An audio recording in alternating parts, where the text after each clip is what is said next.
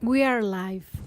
Yeah, so this is gonna be a video regarding questions in living, no, about living in China as a foreigner. Sorry, I was distracted because my little chihuahua was doing her thing over there.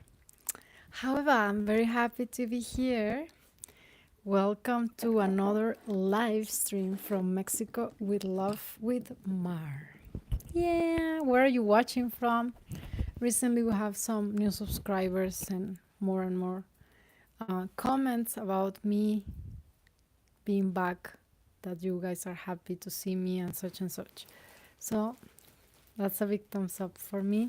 I'm more encouraged to record and publish videos because you kind of like the videos and are happy that I'm back with some more content. Anyways, so I just asked like ChatGPT about some questions that could be interesting for anybody wondering how is life in China, etc. Although I have been publishing many videos about how was my life in China back then. Nonetheless, we have some new questions, and I thought these questions were so very interesting. So the first question is, what motivated you to move to China? So what motivated me, like, there can be a motivation and reason, and I guess the motivation was that previous to moving there, I had studied like for 2 summers during like 1 month each summer in Beijing, and I really liked it, the environment, and I thought it was a very good opportunity if I would go there to study my degree. So I was studying already like my degree here, my bachelor's degree in Mexico. And because during the summertime I went there to Beijing to have my like Chinese course. I just studied for like a month, Chinese Mandarin course. And I liked the city, I liked the summers in Beijing. This was about like more than 15 years ago. So now things are different. Perhaps the summers in Beijing are not as pretty as 15 years ago, of course, should be more crowded and polluted, etc. But it was very nice and I enjoyed it a lot. And that motivated me somehow to like move to Beijing, because my first move was to Beijing. You all, if you are not aware of that, yes, I live in Shenzhen, but that was my second pick, and that also has a reason. So one thing that motivated me, it was like I was in the summer of 2008 in Beijing when the Olympics were taking place. I mean, I was just previous to that, and I saw the city was super clean and the environment itself was like so very welcoming to foreigners and very foreign friendly. And I thought, wow, this city is just full of students because Beijing is like the capital of China and has the best universities. So that was somehow a motivation for me to move there and being able to study in one of those universities. I didn't want to pick a very, how to say, high standard one like maybe Beijing University or Tsinghua, because I thought that would be very hard since I didn't know Mandarin very well. So I just went for BLCU, Beijing Language and Cultural University.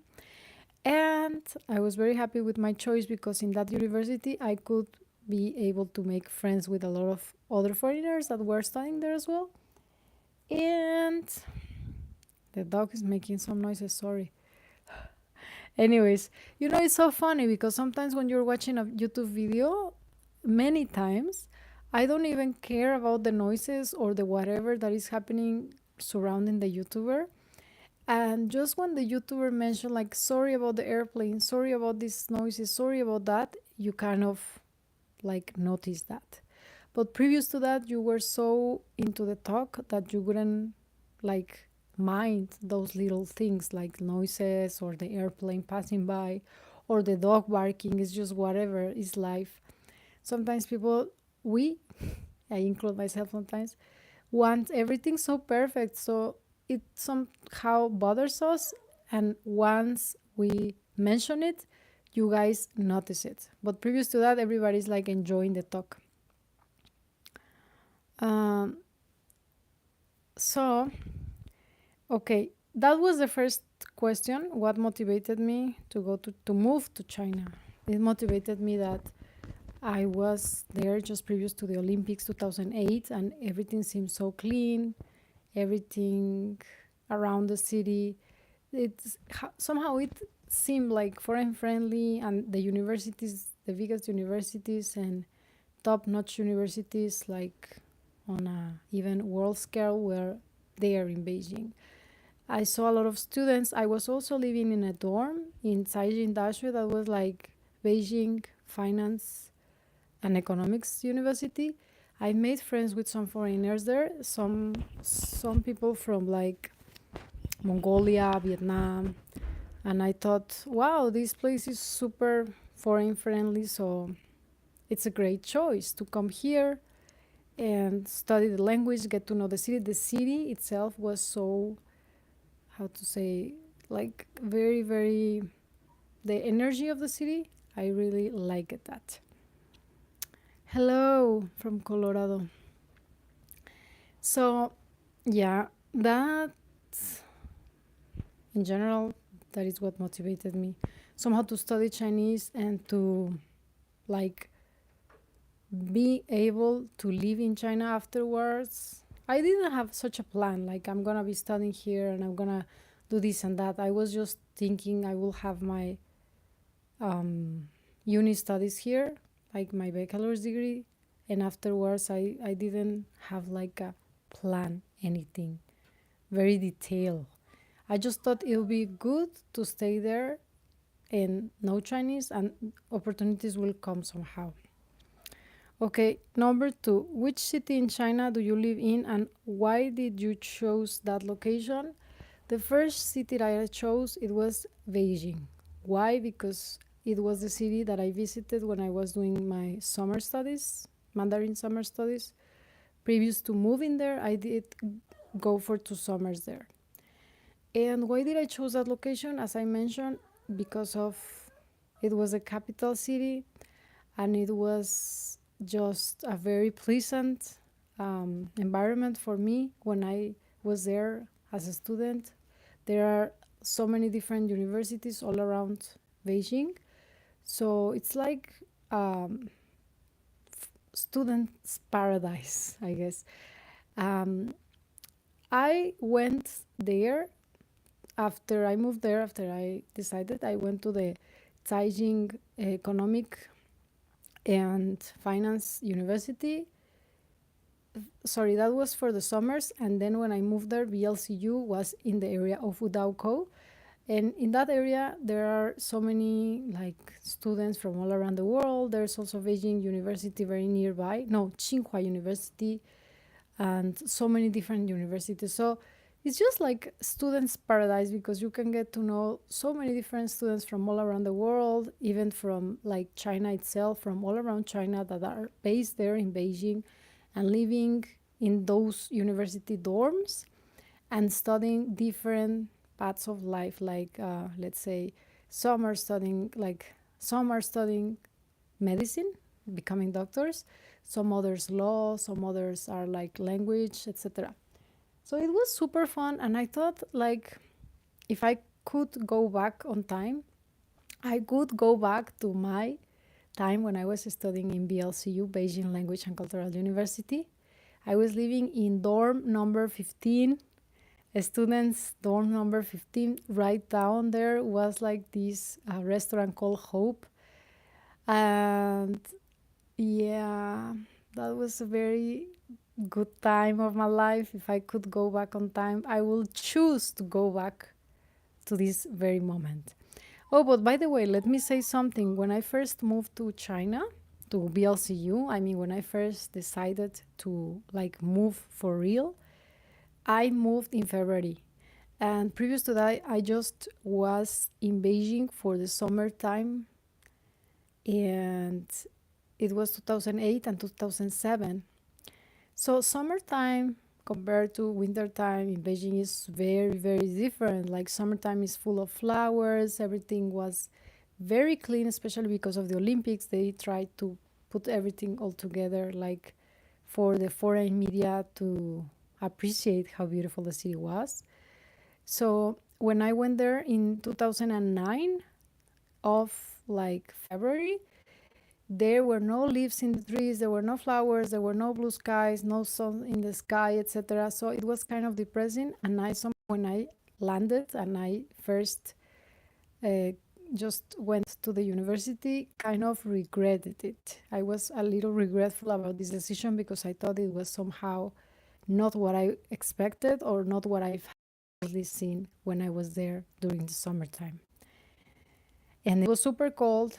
As a Mexican, I'm from Mexico. Right now I'm in the city of Guadalajara. It was just so very cold. Like I remember that winter or those kind of winters when I was living there, it was like minus 15.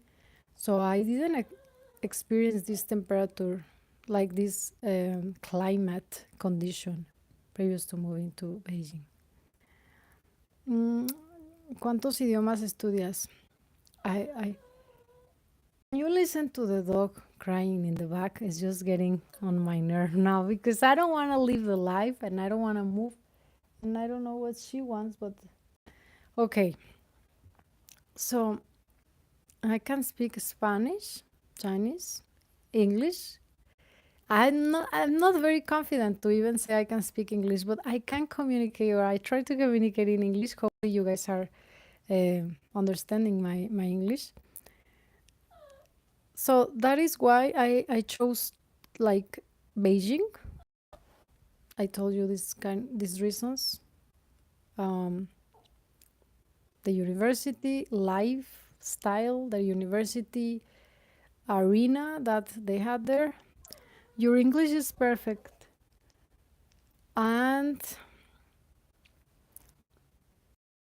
I think that Beijing was like somehow trending. 2008 was the Olympics. Everybody saw China and look up on China was like, wow, Beijing. Oh, by the way, BLCU, my university, Beijing Language and Cultural University, was just besides the water cube, that thing that they built for like the swimming competitions, and the bird nest was just very nearby, so we can just go walk distance to these places. They also built this hotel special for the Olympics, which was just in front of the university. These are such good memories that I really want to go back just as I'm like recalling on them.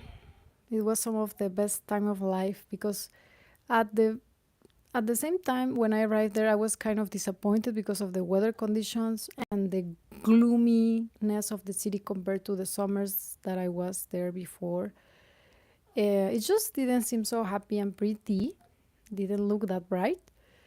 But somehow, as time passed by and I made friends, of course, having some like relationship, I mean, some friendships, some build some relationship with foreigners will make everything better. I really enjoyed my time there, and I wish I could go back on time. And I will be, if I can choose a time where I will go like to go back during my time in China, it'll be this time when I was in BLCU. There's another story, of course, love story, a very big love story of mine, but I will reserve that for another day, maybe. Maybe. So that is why I chose that location, Beijing. And after that, I chose Shenzhen, and this is another story. But let's continue with the questions because something happened in Beijing, health reasons, and I had to leave. Number 3, how did you find housing and what is the rental market for foreigners? Okay, so in my case, let's talk about Beijing. When I was living in Beijing, I was living in the dorm. As I previously mentioned, I was living in number 15 dorm. Yeah, it was such a good time. And most of the students there were also living in dorms, like they have different buildings and they will allocate you depending on the availability of the building. There were some buildings where it was fully Koreans, and in this building where I was, there were some Russians and Latin Americans. There were people from all over the world, all around the buildings, but some did have a bigger concentration of some nationalities, like the Cubans were just in another building besides. So in the first instance, when I arrived to Beijing and I was a student there, I was fully living in the dorm. Even when I moved to Shenzhen, like my whole entire uh, time in the university as a student, I was living in the dorm. So I lived in a dorm in China for 5 years of my life, 5 years or more. In Beijing, I was like a year and a half, and in Shenzhen, I was like 4 years. So it's almost like six. I believe I haven't really counted the time, but it was just about 6 years of my life that I was living fully in the dorm, either in BLCU and in Shenzhen Uni foreign dormitory. There was just one foreign dormitory, and of course, if there was not availability anymore, there were no more rooms either in Beijing BLCU or in Shenzhen Uni, then you had to go out and find a place for yourself. So this is how it worked for me as per housing. But of course, once I graduated, I looked for like an apartment in Shenzhen. I had this idea of my dream apartment, and somehow I attracted it. I manifested my dream apartment. I wanted an apartment. I wanted a place with a pool, swimming pool, and a nice view. So I remember there was this day when I thought about it, and I was like, okay, I'm graduating very soon. It would be a good idea to just go out and search for an apartment. I asked one of my friends, my first Mexican acquaintance friend, which I mentioned in a previous video where I kind of told you about the reason why I didn't go out as much with Mexicans when I was in China, or why is that I avoided to hang out with them. But this one guy, which I met from the very first day I arrived to Shenzhen, was a friend of mine, and I knew that he was living like away from the dorm, like somewhere else. So I questioned him, like, "Hello, I want to live outside. I'm gonna graduate very soon. So could you give me some like suggestion, or like could you recommend me a place?"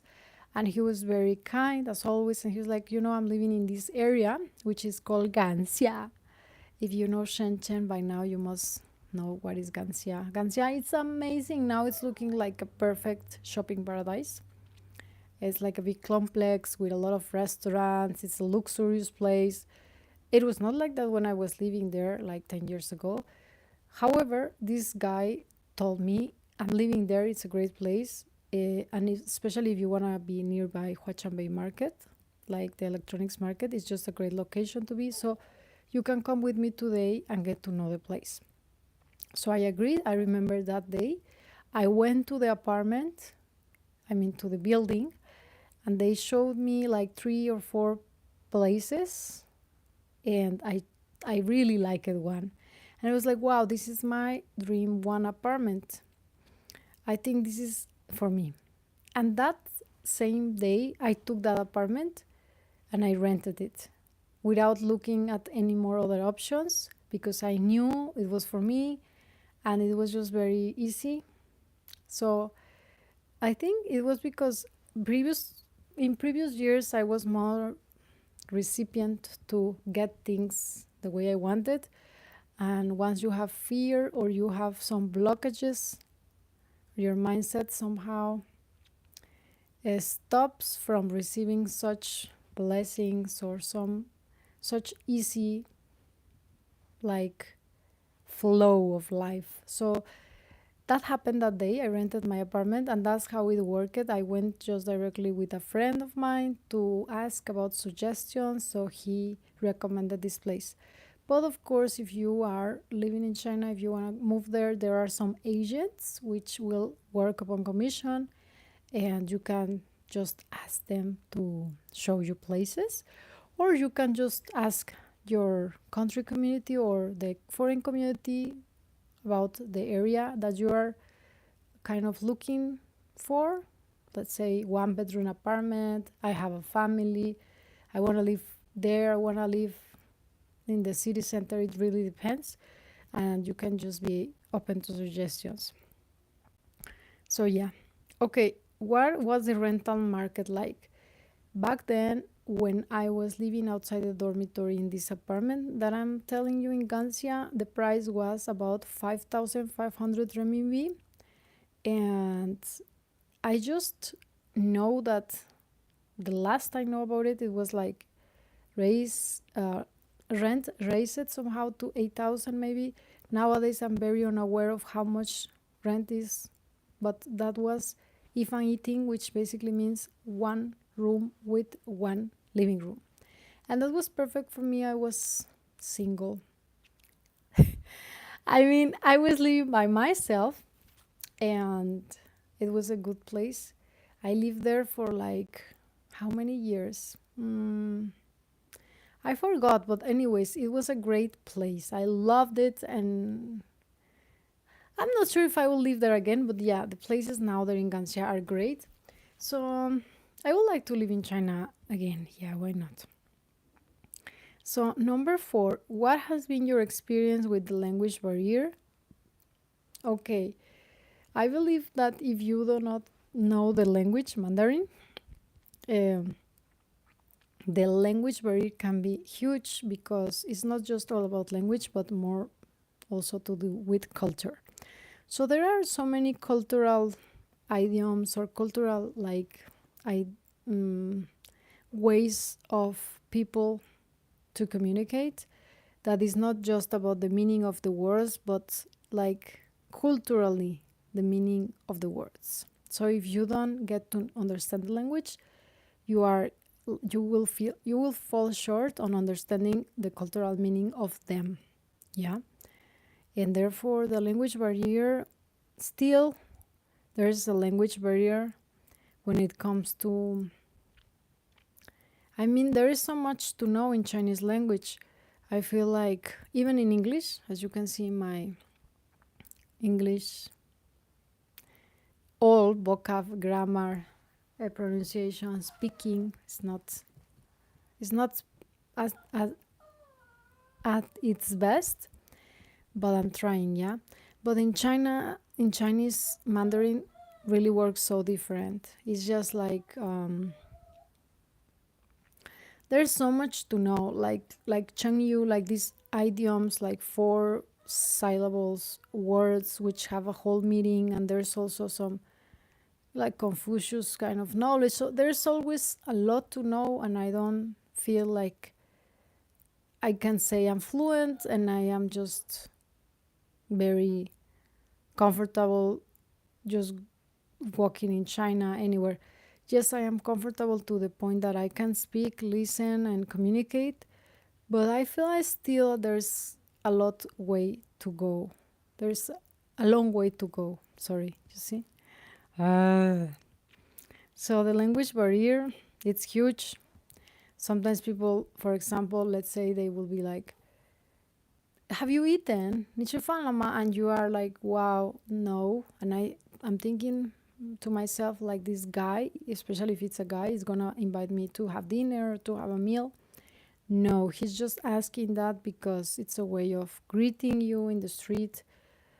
Supposedly in the old times when China was lacking of like food and people were, hungry, it's somehow an honor or a compliment to like ask people if they have eaten, because it's a privilege to have eaten, to have food.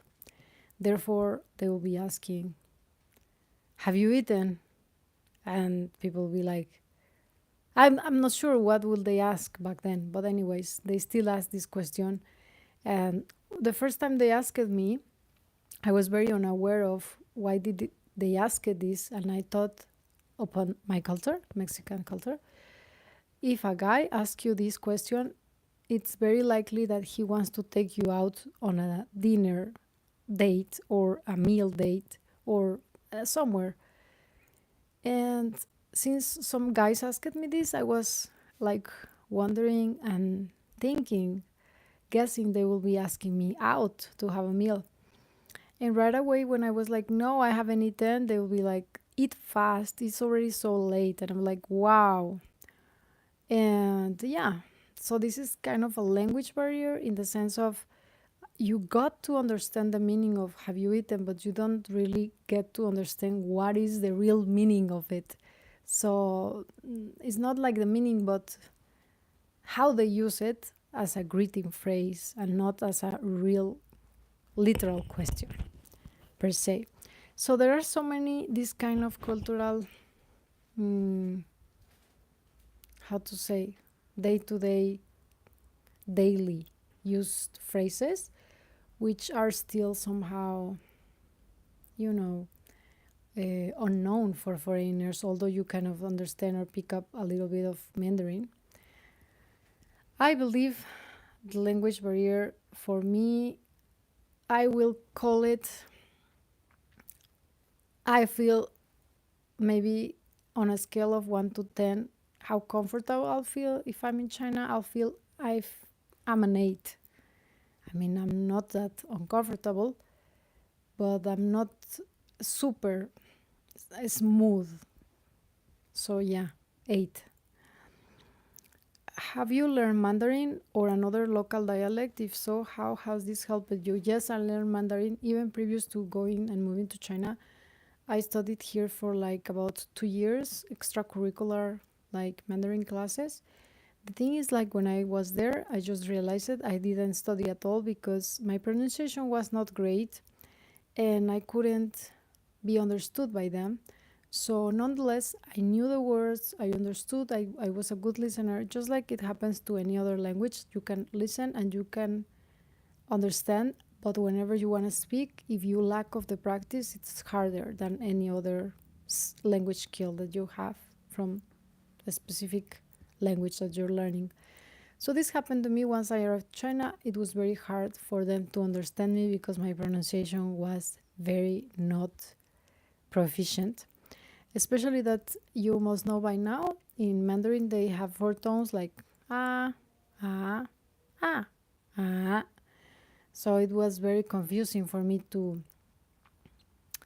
you know, accentuate or emphasize the precise tone on each syllable, on each syllable of each word of the whole phrase.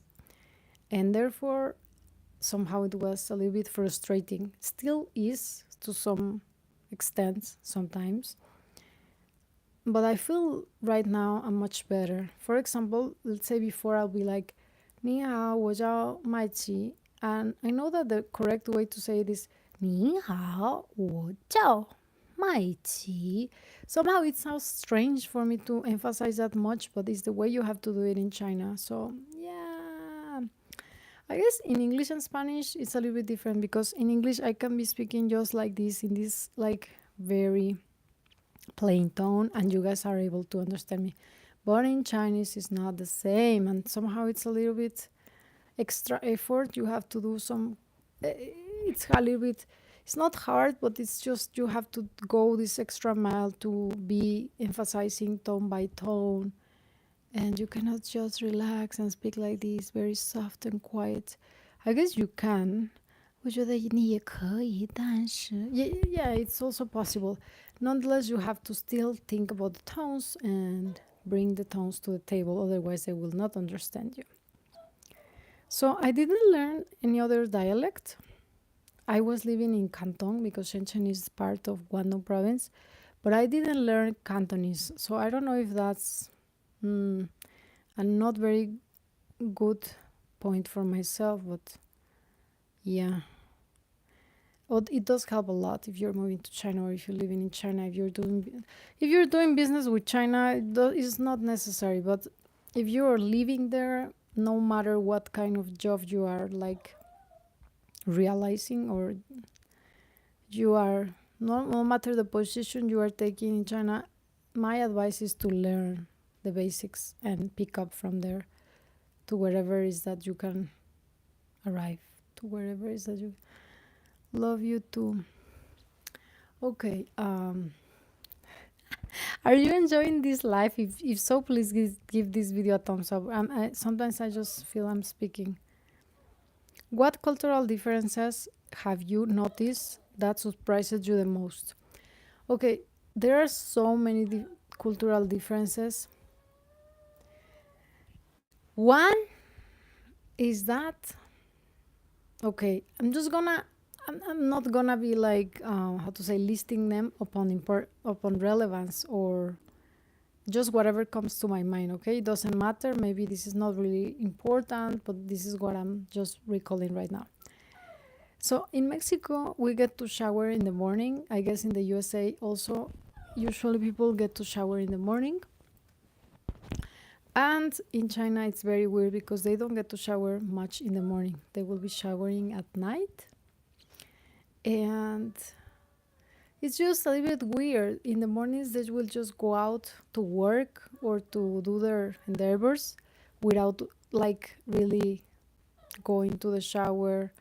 Some without even washing their face, their hair. They will just feel fresh enough from washing themselves to the previous night, which to some extent you can feel it's a little bit weird, because if you are, living with someone, or if you are wife and husband and you are just waking up next morning, go straight to work, it's a little bit, I'm really getting annoyed by this dog.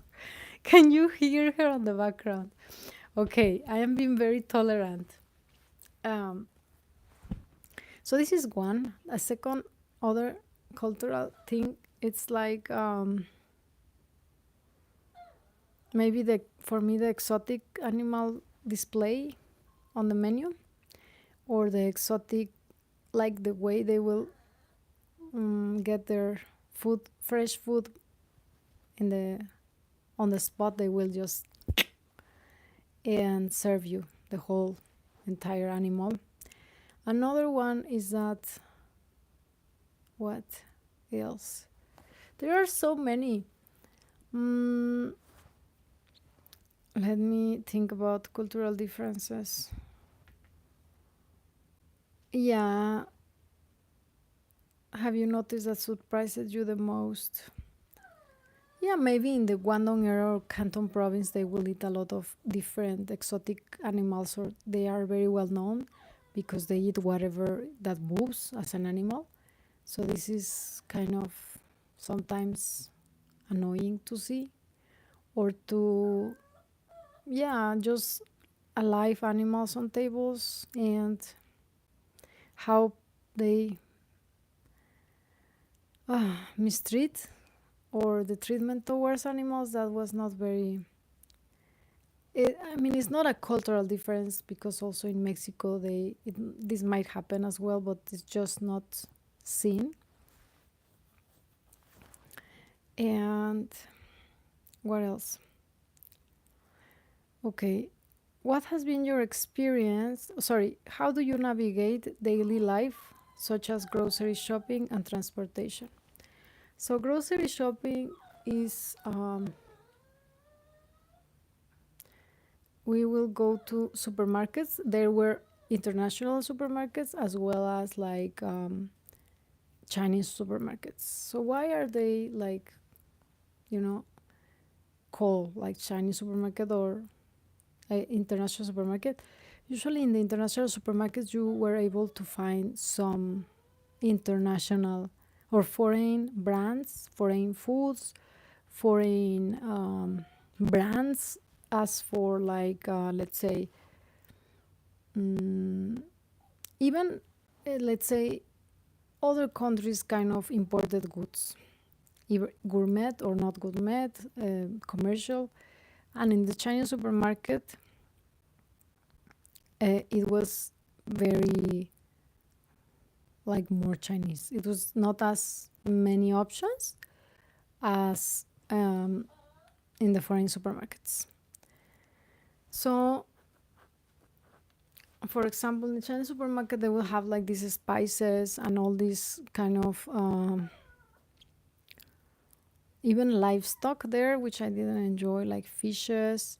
They will have also very fresh fruits, which was nice and cheap. And the foreign supermarkets were more expensive compared to the Chinese supermarkets. But how I navigated my daily life as grocery shopping and transportation. Transportation was very easy. We have a card and we can go into the metro, MTR, or there were also the taxis. You can just go on the taxi. And what else? As for transportation, I also usually walk. And what else? The main transportation when I was in Shenzhen is bus, taxi. Yeah, bus was convenient. Taxi and metro. And daily shopping, as for groceries, yes, once you get to earn money as a student, you will go to the foreign supermarkets, but previous to that, you will just maybe purchase from the uni supermarket, which was cheap, or the Chinese supermarkets that they have a good choice of everything pretty much apart from the foreign goods. And once you want to experiment some gourmet imported goods, then you can just go to these imported goods supermarkets. As the like there were some brands like Ole supermarket, and there was another one also, a Japanese one called Seon, but I think it's already out. Okay, so that's it. 8. What has been your experience with the healthcare system? Okay, we have more questions to go, but I think that's gonna be it for tonight. The healthcare system is also a very important one. Yeah, I have good and also bad experiences, but it's gonna be on a further video to come. If you want to listen to that video, give this video a thumbs up and let me know in the comment section if you're interested in that. And also do let me know about other questions that you might have regarding my experience living in China as a foreigner. Also, I'm gonna leave you some links down below in the description section if you are wondering or wanting to get in touch and support me. See you on the next one.